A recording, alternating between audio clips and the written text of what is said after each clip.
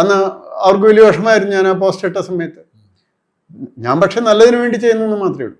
നമ്മളെ തെറ്റിദ്ധരിക്കേണ്ട ആവശ്യമൊന്നുമില്ല. നമ്മൾ പക്ഷേ ഈ സൂത്രപ്പണി നമ്മൾ സമ്മതിച്ചു കൊടുക്കുന്ന പ്രശ്നമില്ല. അതുകൊണ്ട് നമ്മളുള്ള കാര്യം പറയുന്നുണ്ട്. ഈ സുരേഷ് ഗോപിക്ക് കിട്ടിയ ക്രിസ്ത്യൻ വോട്ടുകളൊക്കെ ഏത് തരത്തിലുള്ളതായിരുന്നു? സുരേഷ് ഗോപിക്ക് എത്ര ക്രിസ്ത്യൻ വോട്ട് കിട്ടിയിട്ടുണ്ടാവുമെന്നാണ് നമ്മൾ വിചാരിക്കുന്നത്.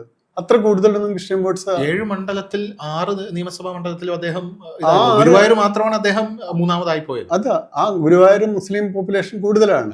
അവിടെ ആരാണ് ഇപ്പോഴും ജയിച്ചു വരുന്നത്? അത് നോക്കിയാൽ മതി.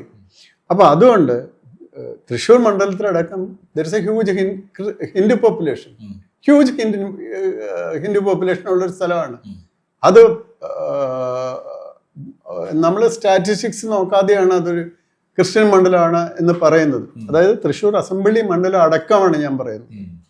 അവിടുത്തെ ഹിന്ദു പോപ്പുലേഷൻ, അവിടെയുള്ള ജാതികളും നോക്കിയാൽ അറിയാം കൃത്യമായിട്ട് അത് എത്ര വലിയ ഹിന്ദു പോപ്പുലേഷനുള്ള സ്ഥലങ്ങളാണെന്ന്.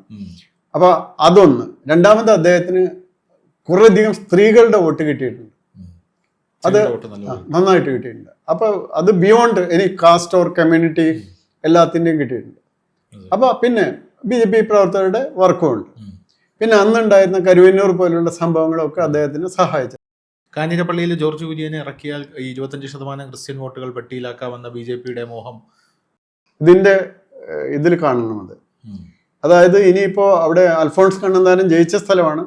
അദ്ദേഹം തന്നെ ഇറങ്ങി നിന്നാൽ തൽക്കാലം ജയിക്കില്ല. ജയിക്കില്ല. ജയിക്കില്ല. ശരി.